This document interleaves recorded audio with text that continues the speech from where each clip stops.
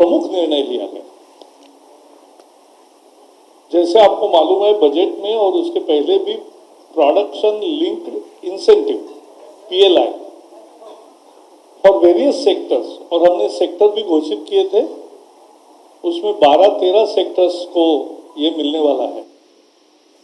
उसमें 6 सेक्टर का PLI घोषित हो चुका है, टेलीकॉम से लेकर इलेक्ट्रॉनिक से लेकर सब।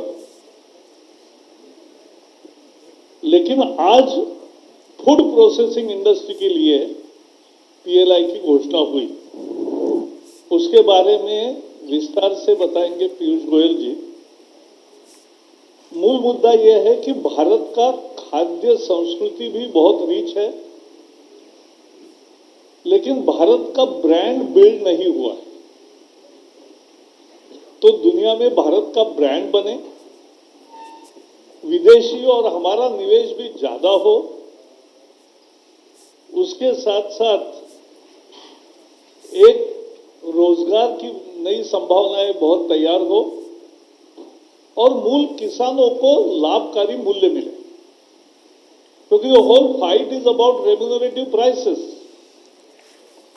So to ensure remunerative prices, to increase and build India brand in food processing, ready to eat food, instant foods, and at the same time increasing the employment potential as well as making it global and manufacturing champion, this decision was taken. Over to Piyush. बहुत बहुत धन्यवाद प्रकाश जी। आज माननीय प्रधानमंत्री Shri Narendra Modi ji. Decision was taken. Over to Piyush. बहुत बहुत धन्यवाद प्रकाश जी। आज माननीय प्रधानमंत्री श्री नरेंद्र मोदी जी की अध्यक्षता में केंद्रीय मंत्रिमंडल ने जो production linked incentive scheme for food processing industry PLI for food processing industry में 10,900 करोड़ रुपए इंसेंटिव या सब्सिडी के रूप में देने को मंजूरी प्राप्त की। और मैं समझता हूं कि जो 2021 ये वर्ष आज पूरा हो रहा है, उसको एक बहुत अच्छी तरीके से हमने विराम देने का निर्णय कि इस वर्ष को अभी विराम देके आगे कैसे उत्साह के साथ भारत तेज गति से प्रगति करे, भारत किसानों के लिए विशेष करके आगे आने वाले वर्षों में नए आमदनी बढ़ाने के तरीके ढूंढे, उसके लिए ये निर्णय लेके एक fitting tribute to our farmers, fitting tribute to the अन्नदातास, जिन्होंने कोविड वर्ष होने के बावजूद इस देश में जो उपज है कृषि क्षेत्र की, उस उपज को बढ़ाया है।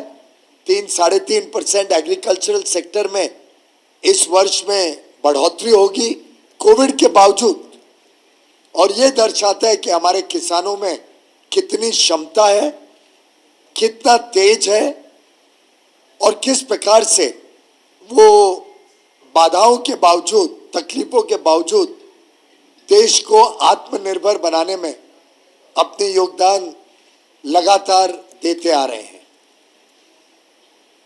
स्वाभाविक रूप से नए कृषि कानून जब पास हुए, तब एक विशेष जो हम सबके मन में चिंता थी, वो थी कैसे किसानों की आमदनी बढ़ाई जाए और क्या नए मार्ग खोले जाएं जिससे किसानों की आमदनी बढ़ सकती है। और आपने देखा होगा, और इसके बारे में माननीय तोमर जी आज वो आसाम में हैं कैंपेनिंग के लिए, इसलिए I am standing in for him.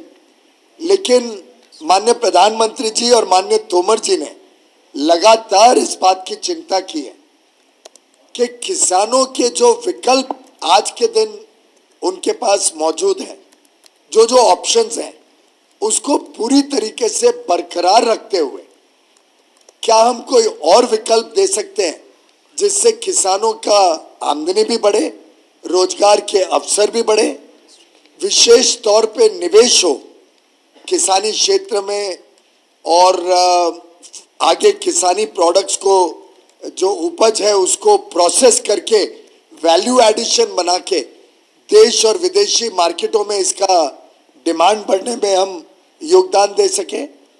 और मैं समझता हूं कि जिस प्रकार से नए कानूनों से हमने ऑप्शन दिया है किसानों को कि वो अगर चाहें, पूरी तरीके से ऑप्शन है, अगर चाहें तो वो अपनी उपज को एपीएमसी मंडी में बेच सकते हैं। अगर उनको ज्यादा दाम मिलता है तो वो चाहे तो और किसी को बेच सकते हैं, डायरेक्टली बेच सकते हैं। और अगर वो चाहें स्वयं से और उनको लाभदायक दिखता है कि वो किसी के साथ कॉन्ट्रैक्ट करके एक लंबे अरसे के लिए सुनिश्चित कर लें कि उनकी उपज का अच्छा दाम मिले, तो वो भी उनको ऑप्शन दिया गया। ये अलग बात है कि कुछ लोगों ने बहुत भ्रमित करके किसानों को गलत फहमियों में डाल के एक नेगेटिविटी का माहौल बनाने की कोशिश की, लेकिन मैं समझता हूं देश भर में आज किसान इस बात को पूरी भली भांति समझ गए हैं कि ये नए कानून महज एक इनके लिए ऑप्शन है, एडिशनल ऑप्शन है, पुरानी व्यवस्था को पूरी तरीके से बरकरार रखता है। इसमें भी इस ऑप्शन को देते हुए भी सरकार ने बहुत उनके लिए केयरफुली डिजाइन किया है कि उनको उनकी जमीन पे कोई हाथ नहीं लगा सके, किसी प्रकार से भी उनकी जमीन को कभी कोई खतरा नहीं है। अगर कॉन्ट्रैक्ट के बाहर उनको ज्यादा दाम मिलता है तो उसमें बोनस का भी प्रावधान है, या वो कॉन्ट्रैक्ट के बाहर मार्केट में बेच सकते हैं, उनके ऊपर बंधन नहीं है किसानों के ऊपर। तो अगर ज्यादा दाम मार्केट में मिलता हो तो कॉन्ट्रैक्ट छोड़ के मार्केट में बेच के किसान को ज्यादा दाम मिल सकता है। अगर दाम कम हो जाए तो किसान की उपज को कॉन्ट्रैक्टेड दाम में लेना ट्रेडर के लिए कंपलसरी रखा गया है। तो दोनों तरीके से it is a win win solution for the farmers. दाम कम होते हैं तो किसान को ज्यादा दाम मिलेंगे, मार्केट बढ़ जाती है तो किसान मार्केट में बेच सकता है या अधिक बोनस लेके दे सकता है। तो हर प्रकार से किसान के हित में ये कानून बनाए गए। और उसकी अगली कड़ी में कैसे फूड प्रोसेसिंग इंडस्ट्री देश में बड़े पैमाने पे आए, कैसे food processing industry global scale पे भारत में प्रवेश करे, निवेश करे, यहाँ पे उसके माध्यम से हम बहुत अच्छा रेडी टू ईट फूड्स बना सकते हैं। हमारे कई सारी ऑर्गेनिक प्रोडक्ट्स का विश्व में बहुत डिमांड है। एग और एग से संबंधित जो चीजें हैं या एनिमल हस्बेंड्री से संबंधित मोज़रेला चीज, इसकी विश्व भर में बहुत बड़े रूप में डिमांड रहती है।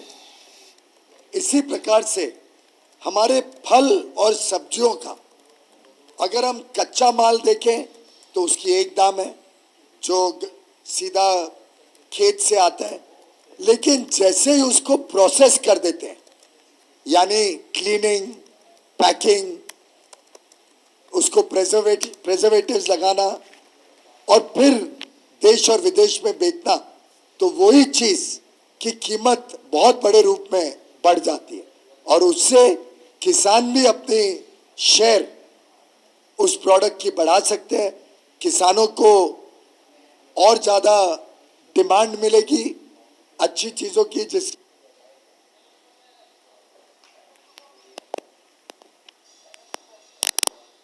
इंडस्ट्री आएगी उसमें जैसा माननीय प्रकाश जी ने 10,900 करोड़ जो इंसेंटिव देंगे, अकेले इससे 2.5 लाख लोगों को अधिक रोजगार के अवसर हमारे युवा युवतियों को मिलेंगे।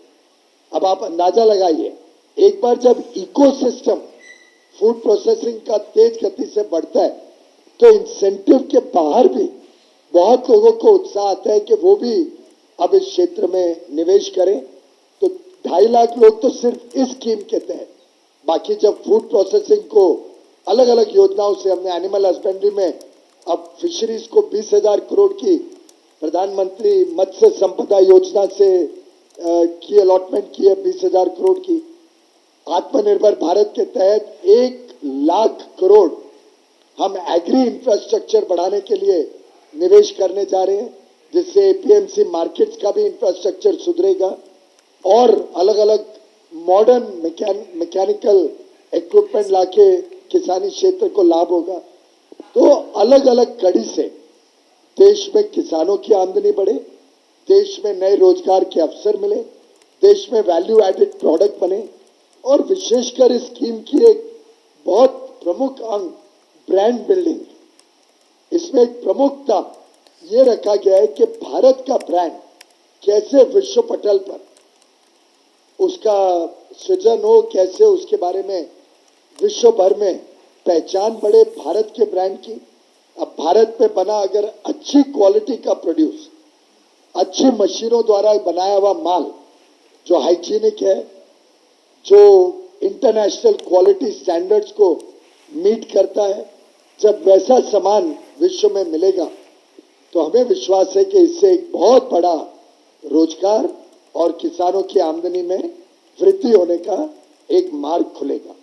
इसमें ready to cook, ready to eat products हैं, जिसमें मिलेट बेस्ड जो प्रोडक्ट्स हैं उसको भी जोड़ा गया है।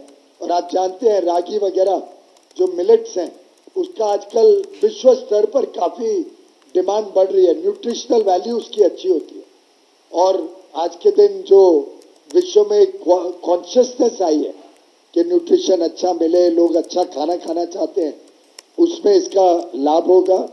Processed fruits and vegetables cover होते हैं, मरीन प्रोडक्ट्स कवर होते हैं, मोज़रेला चीज इसमें इसके अंतर्गत आती है। ऑर्गेनिक प्रोडक्ट्स जो हमारे लघु और सूक्ष्म या मध्यम वर्गीय उद्योग बनाते हैं, जिसमें अंडे हैं, पोल्ट्री मीट है, अंडों की अलग अलग जो प्रोडक्ट्स और बनते हैं, इन सबको भी कवर किया गया है।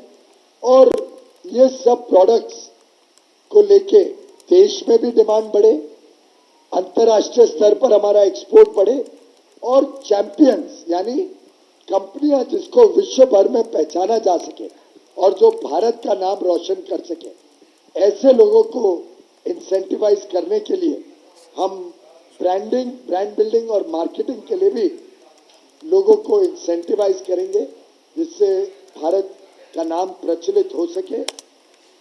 इस पूरी स्कीम को प्रॉपरली मॉनिटर करने का भी अच्छी तरीके से फूड प्रोसेसिंग मंत्रालय, हमारी माननीय सचिव श्रीमती पुष्पा सुब्रमण्यम जी हमारे साथ हैं, उन्होंने इसको बहुत गहराई से, और भारत में जो भी फूड प्रोसेसिंग क्षेत्र में लोग जुड़े हुए हैं उन सबके साथ शायद 8-9 महीने तक सलाह मशुरा करके इस स्कीम को बड़ा ही व्यवहारिक प्रैक्टिकल स्कीम बनाया गया है। इस स्कीम को हर लेवल पे अप्रूवल मिल चुकी है, पूरा पैसे का प्रावधान हो चुका है, इससे एक्सपोर्ट भी बढ़ेगा, देश की मार्केट में भी रेडी टू ईट फूड्स मिलेंगे। और कोविड काल के बाद हम सभी जगह देख रहे हैं कि रेडी टू ईट फूड्स की मार्केट बड़े मात्रा में बढ़ रही है। तो मैं समझता हूं बड़ा ही माननीय प्रधानमंत्री नरेंद्र मोदी जी और माननीय श्री नरेंद्र सिंह तोमर जी ने बड़े ही उपयुक्त समय पे, सही समय पे ये अच्छी स्कीम देश के समक्ष रखी है।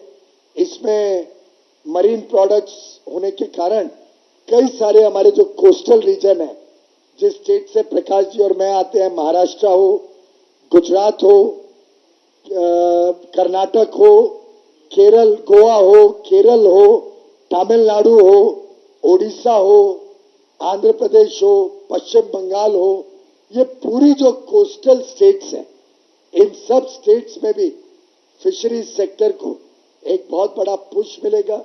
इन सब प्रदेशों में भी, और ये तो पूरे देश में आज फल सब्जियों को प्रोत्साहन मिलेगा। इन प्रदेशों में विशेषकर इस स्कीम का लाभ होने का अनुमान साफ दिखाई देगा। बहुत बहुत धन्यवाद।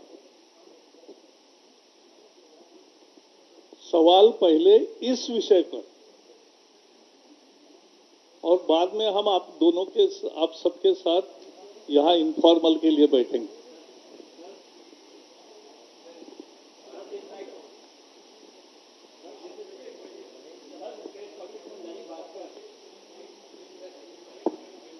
Sir, Mukesh Kaushik from Dainik Bhaskar.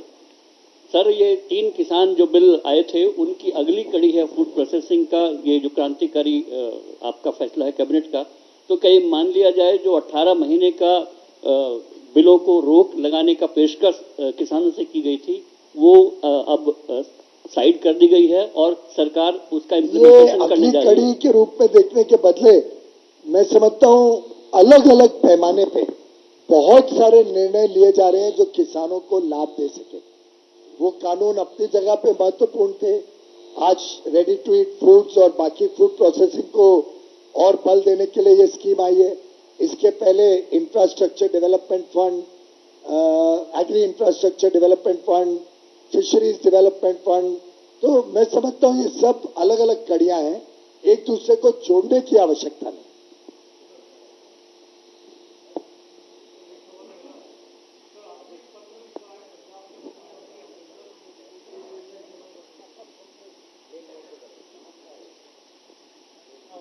Hi sir, this is Krishnanand Tripathi from ATV Bharat. Just wanted to know, is there any quantifiable target for increasing export of food sector, processed food? Is there any quantifiable target?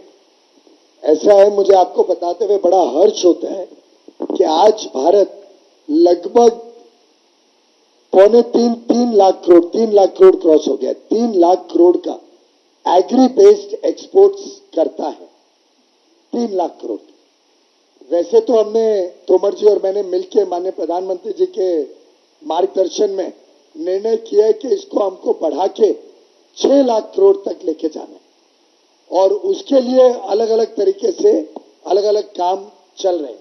ये जो आज का निर्णय है, इससे हमारा अनुमान है डायरेक्टली कुछ 30-35 हजार करोड़ का एडिशनल एक्सपोर्ट इसके कारण होना चाहिए। लेकिन मेरा व्यक्तिगत मानना है कि जब ऐसी स्कीम आती है वो एक पुश देती है, जो जैसे गाड़ी को चलाने के लिए एक शुरुआत में पुश लगता है, किक स्टार्ट जिसको बोलते हैं, ये किक स्टार्ट करती है प्रोसेस को। उसके बाद फिर वो फ्लो करता है और फिर तेज गति से बढ़ता है।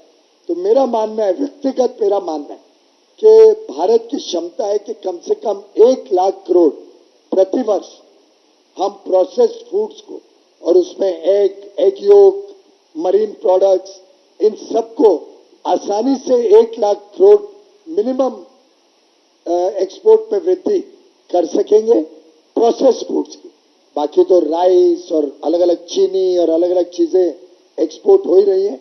और एक बात मैं आपको कहना चाहूंगा, आज पूरे विश्व में भारत मूल के लोग निवासी हैं। हमारा जो इंडियन डायस्पोरा है, हम भी कभी विदेश आप सब जाते हो तो इच्छा तो करती है कि किधर परोठा और दाल सब्जी मिल जाए या बासमती चावल मिल जाए खाने के लिए। ऐसे ही ये जो लाखों और शायद अब तो करोड़ों की संख्या में भारत का डायस्पोरा पूरे विश्व में फैला हुआ है, 2 करोड़ के करीब अनुमान है। ये अपने आप में आप अंदाजा लगाइए, और America, Canada, Europe, UK, Gulf, इन सब जगहों पे तो आमदनी भी अच्छी होती है, खर्चा भी लोग अच्छा करते हैं। तो आप अंदाजा लगाइए कितनी बड़ी संभावनाएं हैं सिर्फ भारतीय डायस्पोरा। वैसे तो आज विदेशी लोगों को भी बहुत पसंद आने लगा है भारत के। कभी आप रेस्टोरेंट में जाओ विदेश में भरे रहते हैं। तो मेरे हिसाब से जो लक्ष्य तोमर जी और मैंने प्रधानमंत्री मोदी जी के आशीर्वाद से रखा है, हम 6 लाख करोड़ तक अवश्य लेके जाएंगे एक्सपोर्ट ऑफ एग्री प्रोडक्ट्स में। और इसका सीधा सीधा सीधा लाभ हमारे भारत के किसानों को मिलेगा, हमारे भारत के मछुआरों को मिलेगा, कोस्टल रीजन भी लाभ लेंगी और पूरा गैंजेटिक प्लेन और बाकी सब राज्यों में भी इसका सीधा लाभ मिलेगा।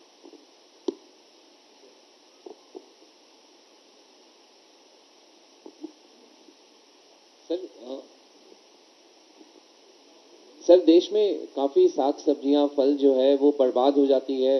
इसके बड़े आंकड़े भी हमने देखे हैं। आपको क्या लगता है कि इस स्कीम के आने के बाद बर्बादी रोकने में कितनी मदद मिलेगी, क्योंकि उसका अल्टीमेटली फायदा जो है वो किसानों को ही होगा? जैसा मैंने कहा, ये स्कीम एक शुरुआत है। स्वाभाविक रूप से इससे लाभ इसलिए होगा कि जब किसान को पता है कि मेरी आज की पैदाइश ये है, नजदीक में निवेश हुआ है जिसमें मेरी ये पैदाइश जाएगी, वहां प्रोसेस होके ये मार्केट में बिक जाएगी, तो किसान को अब मार्केट की टेंशन नहीं है, किसान को अब मार्केट की प्राइस वेरिएशन की टेंशन नहीं, किसान को मालूम है कि मुझे क्या बनाना है, मेरा सब प्रोडक्शन बिक रहा है, कितना बिक रहा है। उससे बैंकों को भी सुविधा होती है कि वो सरलता से लोन दे, कि उनको मालूम है कि सीधा फैक्ट्री से पैसा मिल जाएगा किसान का लोन पूरा करने के लिए, तो एक पूरा चेन एस्टैब्लिश हो जाता है। तो स्वाभाविक रूप से फल सब्जियां और अधिक रूप में प्रोड्यूस भी करेंगे। और फल सब्जियों का तो खूबी ये है कि आप बाकी खेती करो जो आपके बॉर्डर है, मैंने सुना है बॉर्डर पे ही बहुत अच्छी फल सब्जियों की खेती हो जाती है और अच्छी एडिशनल इनकम हमारे किसानों को मिलने लगती है। तो जितना जितना निवेश इंफ्रास्ट्रक्चर में, एग्री प्रोसेसिंग में होगा, उतना किसानों को स्वाभाविक रूप से इनकम बढ़ाने को मिलेगा। और इसका आपको कई जगह पे उदाहरण मिलेगा। मुझे किसी ने बताया कि दिल्ली के नजदीकी आलू की कोई एक कोऑपरेटिव बनी है और उन्होंने सबने मिलकर एक बड़े पैमाने पे आलू बना के एक बहुत अच्छी कीमत पे सुनिश्चित कर लिया कि वो प्रॉफिट उनका और इनकम डबल के बदले शायद क्वाड्रपल हो गई है, 4 गुना, क्योंकि उनको कोई चिंता नहीं है, दिन रात फोकस करते हैं प्रोडक्टिविटी और क्वालिटी पे और इनकम 4 गुनी हो गई। उसका लाइव एग्जाम्पल निकाल के आप देखिएगा। ऐसी बहुत सारे एग्जाम्पल्स हैं। मुझे पीछे महाराष्ट्र की एक कंपनी है, भंवरलाल जैन जी ने कई वर्ष पहले बनाई थी, शुरू की थी जैन इरिगेशन, जो ड्रिप इरिगेशन का काम बड़े रूप में करती है। मुझे सौभाग्य मिला था आज से 20 साल पहले वो विजिट करने का। मैं तो हैरान हो गया था, बनाना का प्रोडक्शन, और आज विश्व में we are one of the highest producers of banana, क्योंकि हमारे किसानों ने, हमारे वैज्ञानिकों ने उस पर मेहनत की, उसकी अलग अलग वेराइटीज बनाई और आज हम एक्सपोर्ट कर पा रहे हैं। और कहा जाता है कि आप एक बनाना दिन में खा लो और सबसे बेस्ट न्यूट्रिशन आपको मिल जाता है। 1 banana a day is a good nutrition for any child, any of us. ऐसे ही फल सब्जियों के लिए हमने किसान रेल की सुविधा शुरू की और अब तो बड़े पैमाने पे मैं जिधर जाता हूं, चुनाव प्रचार के लिए भी जाता हूं, तो लोग किसान रेल मांगते हैं। तो किसान रेल से भी फल सब्जियां देश के कोने कोने तक जा रही हैं, जिससे उनको अच्छी आमदनी भी हो रही है। अंदर इंटीरियर इलाकों में जहां वो चीज नहीं बनती है, वहां कम दामों पे अच्छी सब्जियां मिलने लगी हैं। तो विन विन है, उपभोक्ता के लिए भी, किसानों के लिए भी, और पूरी वैल्यू चेन उससे एस्टैब्लिश हो गई। और किसान रेल में आप जानते हैं, किसानों को सुविधा देने के लिए आपकी मिनिस्ट्री, फूड प्रोसेसिंग मिनिस्ट्री ने 50% रेल भाड़े में छूट दे रखी है, सब्सिडी दे रखी है। वैसे ही हमने रेल भाड़ा बहुत कम रखा है किसान रेल का, उसमें भी 50% फूड प्रोसेसिंग देती है। तो जो भाई साहब आपने पूछा ना कि ये अगली कड़ी है लॉज की, अगली कड़ी नहीं है। मोदी जी ऑलवेज कॉम्प्रिहेंसिव सोचते हैं, उनकी कड़ियां तो परमानेंटली आती रहती है। तो ये भी don't take this as the end. बहुत सारी और कड़ियां आपको किसानी क्षेत्र में उनको बढ़ावा देने के लिए, उनकी आमदनी बढ़ाने के लिए लगातार आपके समक्ष हम पेश करते रहे। Processing industry, the big players. Government invites all players. We would invite all our domestic people also to participate. We will invite foreign players also to come in, because all of them collectively will help build the India brand and make India known all over the world. And they will also help us integrate our quality standards with the world-class standards.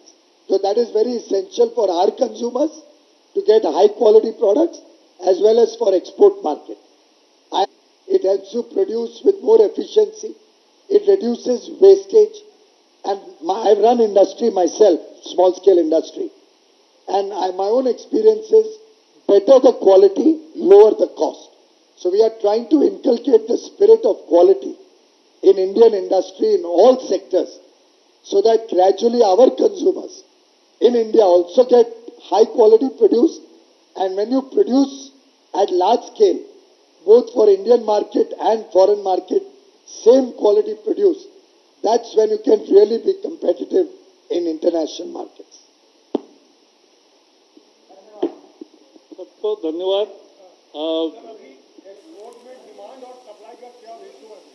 क्या export जो भी आप करेंगे या कर रहे हैं उसमें डिमांड और सप्लाई का अभी रेशियो क्या है और क्या उसको बढ़ाएंगे? देखिए, एक्सपोर्ट के बारे में मेरा मानना है कि अगर हम अच्छी क्वालिटी का माल बनाते हैं और उसकी ब्रांडिंग और मार्केटिंग जिसका इन्होंने प्रावधान रखा है उसको अच्छी तरीके से करते हैं और उसमें हमारा कॉमर्स मिनिस्ट्री भी हेल्प करेगी। हमारे पास एक ब्रांड इक्विटी फंड है, इंडियन ब्रांड इक्विटी फंड, हम भी उसमें सहायता करेंगे। हम चाहते हैं कि विश्व पटल पर जब भारत का ब्रांड इतना अच्छी तरीके से प्रचलित हो जाए तब डिमांड अपने आप जनरेट होती है और जिस प्रोडक्ट में डिमांड कम होगी हम और किसी का डिमांड कम करवा के भारत का डिमांड बढ़ाएंगे। पीयूष भाई जी, ये जो सब्सिडी मिलेगी 10,900 करोड़, ये सब्सिडी का फॉर्मेट क्या होगा? इंडस्ट्री को मिलेगा, डोमेस्टिक इंडस्ट्री को मिलेगा या फॉरेन इंडस्ट्री को मिलेगा या सबको मिलेगा? इसका फॉर्मेट क्या है? To answer your question, the subsidy will be given on incremental sales. The scheme will run like this. We will issue an expression of interest by the end of this month, by the end of April.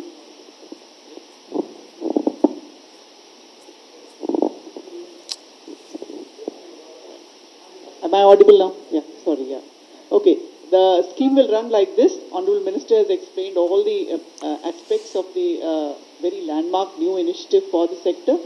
By end of the month, we will issue an expression of interest where industries can respond who are interested to participate. And the requirement for the industry is they must achieve a minimum, commit to a minimum increase in sales, commit to a minimum level of investments in each segment.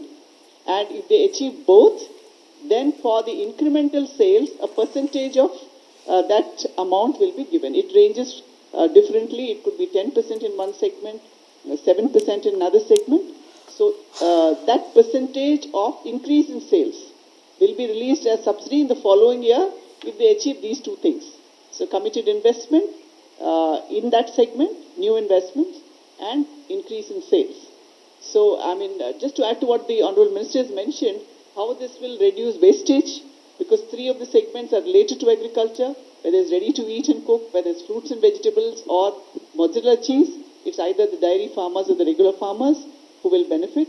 And the new investments will necessarily mean reducing wastage.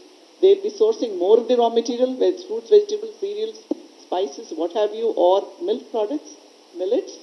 So, all of this will mean more processing has happened and we have added a lot of value to the primary produce. So we will have a bigger footprint in the global markets with big companies reaching into new markets with new brands or existing brands being expanded. So final beneficiary will be that farm produce does not get wasted. And we get a lot of value addition in our exports. As I was mentioning, the share of food, processed food in exports will certainly see a big increase at the end of this scheme. And it's a finite scheme, there's an end year, so it's available only for the 6 years. Piyush ji, मेरे दो छोटे सवाल हैं। एक तो ये कि आपने पंजाब के सीएम को चिट्ठी लिखकर डीबीटी स्कीम को सर पंजाब